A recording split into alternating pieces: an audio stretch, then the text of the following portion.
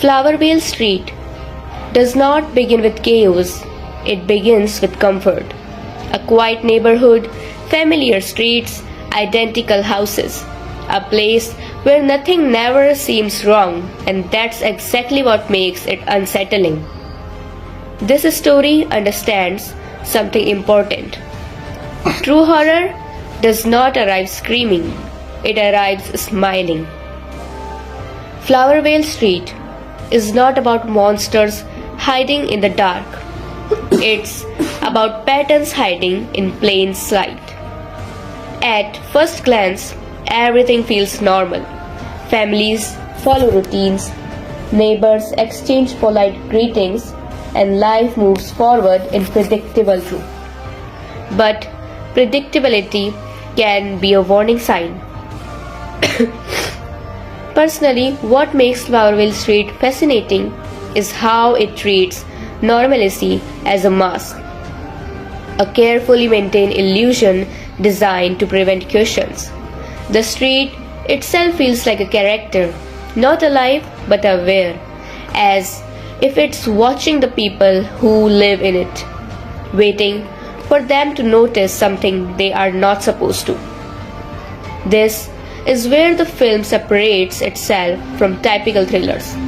There's no immediate threat, no obvious villain, only a growing sense that something is slightly off. Small inconsistencies begin to appear, movements that don't line up, conversations that feel rehearsed, memories that don't fully connect. And the scariest part? Most people choose to ignore them.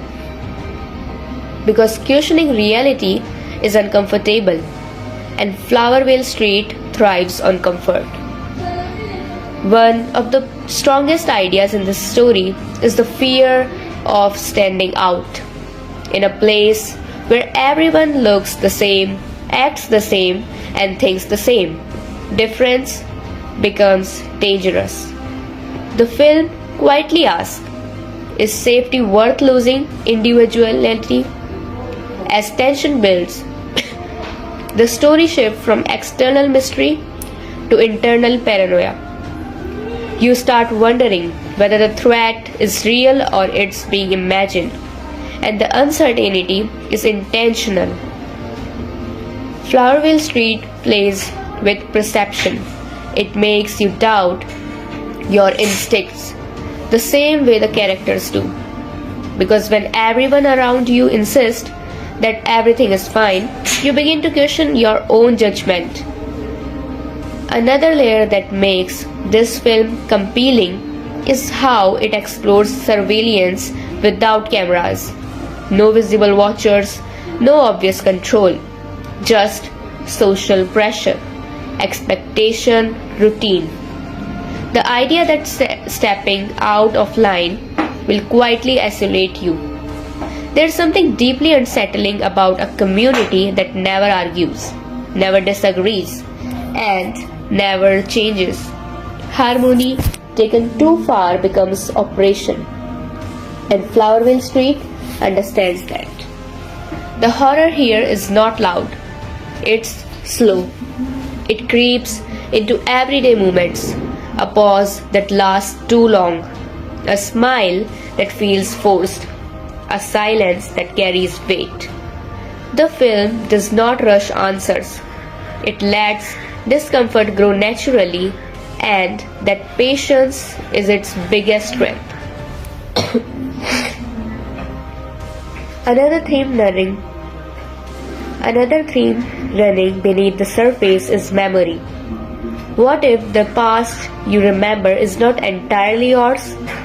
What if memories can be shaped, adjusted, or replaced not by force but by repetition? Flowervale Street suggests that reality is not controlled through violence but through agreement. If everyone agrees something is normal, then resisting it makes you abnormal. And abnormality is dangerous here. As the story deepens, the question stops being what is happening on this street and becomes Why does this street need things to stay the same? That's where the psychological tension peaks. Because stagnation often hides fear. Fear of change, fear of chaos, and fear of losing control. The street does not want evil, it wants order. And order without choice is a prison. What I really appreciate is that Flowervale Street does not rely on shock value, it relies on recognition. You recognize the politeness, the forced positivity, the quiet pressure to conform. That makes the story hit closer to home. By the time the truth begins to surface, it's no longer about escape, it's about awareness. Once you see the pattern, you cannot unsee it. And that knowledge changes you. The film suggests that awakening comes with a cost. You may lose safety, you may lose belonging, but you regain autonomy. And the trade-off is at the heart of Flowervale Street.